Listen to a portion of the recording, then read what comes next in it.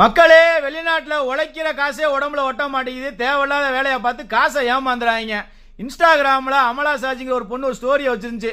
அதுக்கு டிஎம் பண்ணுங்க, ட்ரேட் பண்ணி காசை சம்பாதிக்கலாம்னு சொல்லிருச்சு. அந்த பொண்ணுக்கு பண்ணிச்சான்னு கேட்டிங்கன்னா கிடையாது. பண்ணது யாருன்னு பார்த்தீங்கன்னா நம்ம பயலுதான். அந்த பொண்ணை ஃபாலோ பண்ண பயலு ஐயோ தலைவி சொல்லிட்டாங்க அப்படின்னு சொல்லி ஃபாலோ பண்ணி காசை கொடுத்து ஏமாந்துட்டீங்க. இதுக்கப்புறம் ஐயோ அம்மா அப்பா அப்படின்னு கதைனா ஒன்றும் பண்ண முடியாது. எவனா வேணா இருக்கட்டும், எவ்வளோ வேணாலும் இருக்கட்டும், யார் ஸ்டோரியை வச்சு இதை பண்ணுங்க அதை பண்ணுங்கன்னு சொன்னாலும் நம்பி ஏமாந்துறாங்க. மக்களே, நீங்கள் அவங்கள ஃபாலோ பண்ணுறது எதுக்காண்டி நினைக்கிறீங்க? என்னைய ஃபாலோ பண்ணுறது எதுக்காண்டி?